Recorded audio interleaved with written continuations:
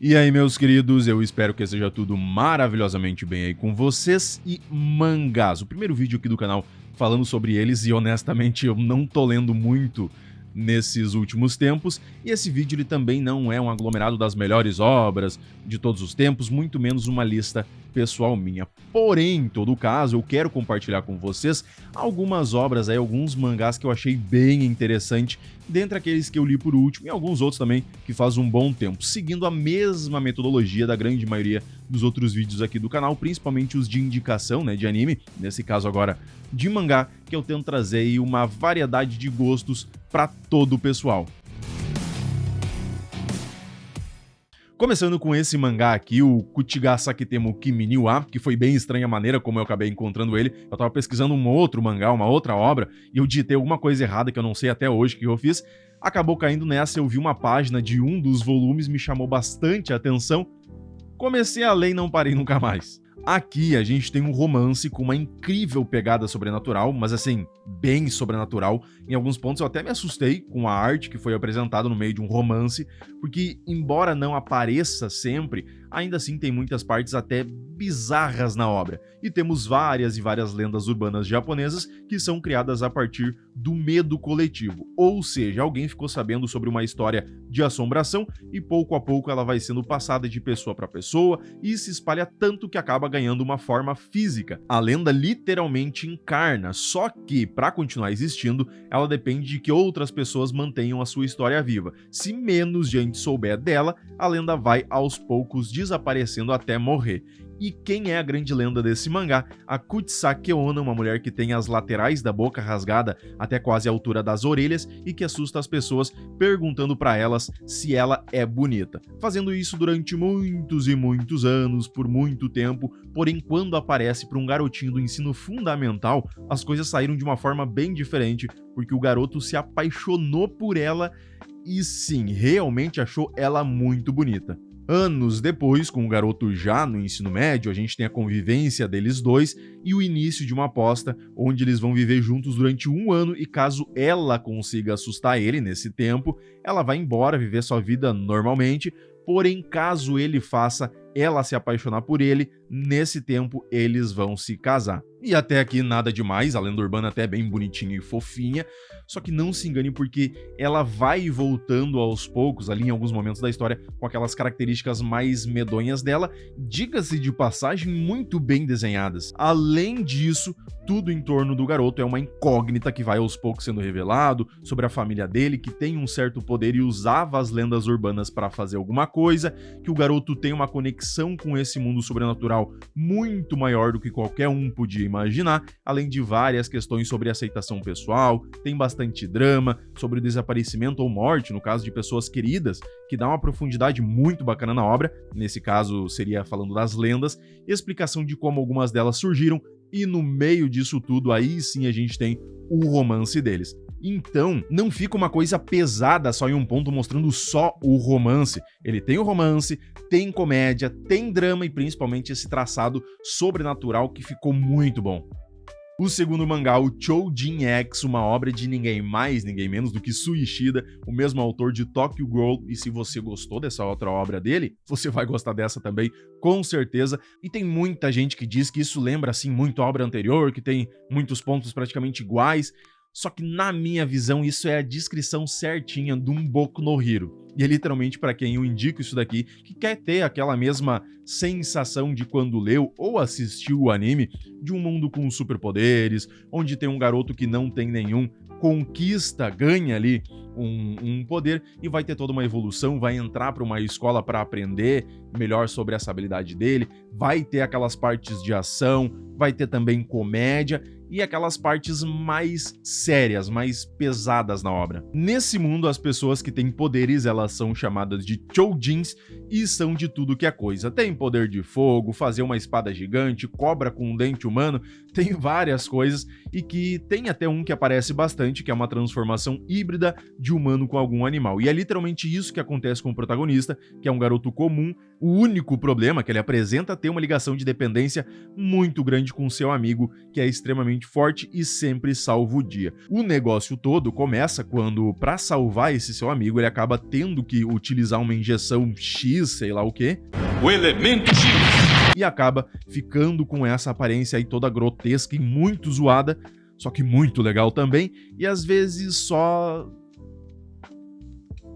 A partir daí, ele descobre toda uma organização que não são heróis, eles são intitulados como Choujins bons, que treinam outros para usarem os seus poderes para coisas decentes na vida, não serem uns vagabundos aí que não vão fazer nada de bom com essas habilidades, e também irem atrás de vilões, que aqui é retratado como bandidos ou organizações clandestinas, muito parecido com a Liga dos Vilões no Boku no Hero, por isso que eu falo que lembra muito. O bacana é a pegada que tem na história, ela tem todo um tempo pra fazer o garoto tentar entender o que cacetas tá acontecendo, ele aprender a usar o seu poder, o que é muito legal, ele pode até falar com pombos.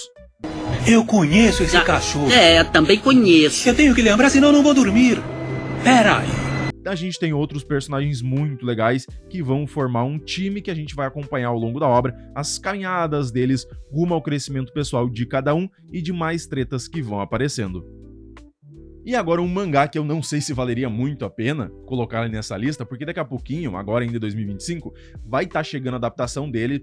Há umas 2 semanas atrás ainda saiu o primeiro PV, que é a obra do Gachakuta, só que caramba, que maravilha foi ler isso daqui. Ele tem uma pegada mais dark, mais pesada, e a própria mangaka da obra, a Urana Kei, já trabalhou com o Okubo, que é o criador de Fire Force e Soul Eater, nessas mesmas 2 obras dele. Então, se você já gosta de Fire Force, Soul Eater, você vai ver que tem muita referência, até no traço um pouquinho mais dark, mais pesado, e várias outras, então vai aí uma grande indicação para você.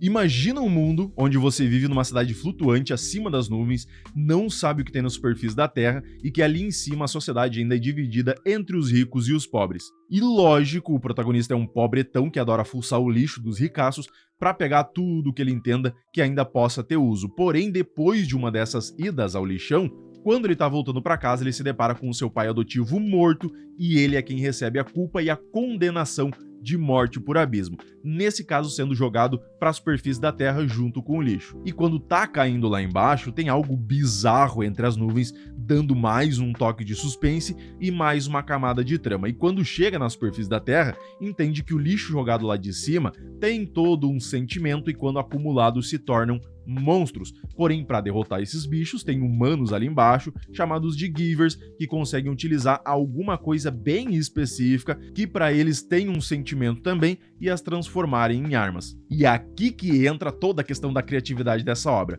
porque a base é mais ou menos assim, digamos que você ganhou alguma coisa de um ente querido, que já faleceu, ou você tem alguma coisa desde pequeno que você gosta muito. Você vai acumulando questões sentimentais naquilo, digamos que seja um fone de ouvido, e aí quando você vai lutar, aquilo ali se transforma numa arma bizarra e muito criativa. E eles protegem as demais pessoas ali embaixo. E para dar mais ação a tudo isso, tem uma organização boa e uma outra má desses Givers, dando toda uma treta a mais e muitas lutas, utilizando tudo que é poder maluco. E o protagonista, claro, também tem o seu item com sentimentos, que ele ganhou do seu pai adotivo, que é um par de luvas. E bom, ele consegue fazer várias coisas, por exemplo, esse pneu boladaço cheio de espinho, e também um amuleto sinistro e bizarramente forte e fraco ao mesmo tempo. Ao longo da obra a gente vai descobrindo mais sobre o mundo, o que é o povo do céu, por que é tão difícil subir de volta e o motivo desses poderes do protagonista. Então dá uma mesclada muito boa de ação com suspense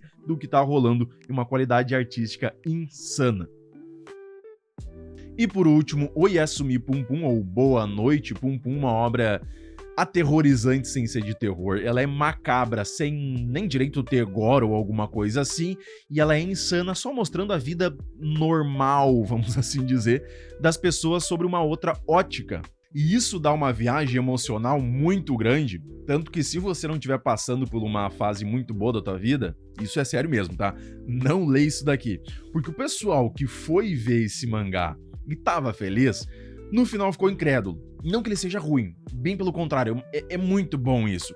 Só que no final dá uma sensação de desespero misturado com um vazio e uma coisa tão estranha, e toda essa peculiaridade já começa no fato do Pum Pum, que é um garotinho, ser representado quase a obra toda, ou boa parte dela, por um pássaro de desenho simples, bobinho e até ter um nome bem fofinho, enquanto todo o restante é mega detalhista, às vezes até demais. E a própria família dele também são esses pássaros aí, e em grande parte da obra ele não fala uma palavra. E isso serve para dar toda uma dimensão na obra que casa perfeitamente, porque a gente consegue se colocar melhor na pele desse garoto e entender a fragilidade que é uma criança, porque tudo em volta dele parece ser esmagador. E o início é super tranquilo, ele é um garoto que, como a maçante maioria na cidade, tinha sonhos bobinhos, tipo ser um astronauta, ele tendo seu primeiro amor na escola, em casa vê seus pais brigando, mas ele já nem liga mais porque acostumou a ver isso, seu tio tem todo um problema do passado,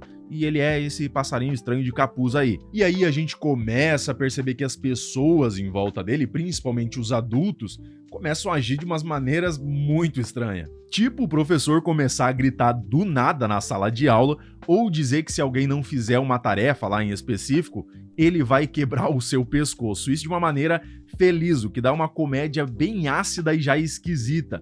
Ou o diretor brincando de se esconder com outro cara. Isso é meio complicado de dar toda uma explicação, mas ele funciona para mostrar, de uma forma mais filosófica mesmo, o quão estranho, caótico e sem sentido é o mundo dos adultos para uma criança, crescendo em meio a todo esse caos e que, ao mesmo tempo, tem toda a hipocrisia dos adultos que deveriam servir de base, de espelho para as novas gerações, mas são, em sua maioria, todos patéticos, deixando em evidência que a transformação para uma vida adulta é carregada de muitas incertezas e ninguém tem uma resposta correta para isso. E vai mostrando toda essa dificuldade de crescer em um ambiente todo desestruturado. A garota que ele ama, por exemplo, tem uma vida de merda, a família dela é mega alienada por um deus pato.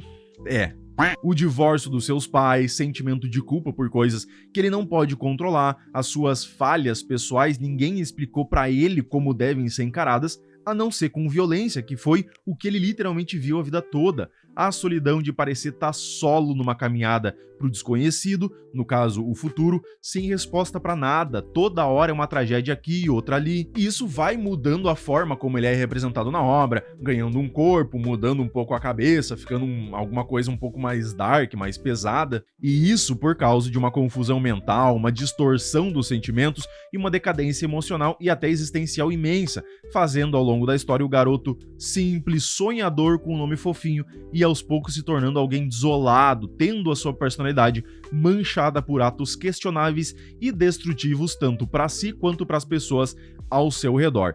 E no final de tudo, se a gente ainda volta e lê algumas das primeiras páginas, a gente começa a entender como que um garoto tranquilo, puro, sonhador, por conta de pequenas ações, um conjunto de ações caóticas, o mundo deturpado dos adultos, atos violentos em tudo que é lugar e a falta de uma voz para lhe ensinar é um retrato triste e cru de como o ambiente ou a ausência de apoio pode moldar profundamente alguém, transformando uma criança vulnerável num adulto emocionalmente despedaçado e todo louco das ideias. E o mais bacana é que, em momento algum, eles tentaram justificar as ações do Pum Pum. Eles literalmente só estão mostrando a realidade pra nós, que aquilo existe. E quando a gente tenta refletir um pouco sobre o nosso mundo, a gente vê que ela tá presente aqui e muito. E isso, muitas vezes, a gente acaba escolhendo ignorar elas. E como pequenas ações nossas, por mais minúsculas que elas podem ser, podem impactar tanto na vida de outras pessoas, principalmente de uma criança. E agora deixa aí nos comentários se você já leu ou já conhecia todos, ou se teve pelo menos um que lhe chamou a atenção e você vai pegar pra ver. Espero que tenham gostado desse formato desse vídeo e não esquece de curtir ele pra dar aquela força pro canal e se inscrever pra não perder nenhuma outra indicação e novidade sobre o mundo dos animes. Meu muito obrigado e valeu!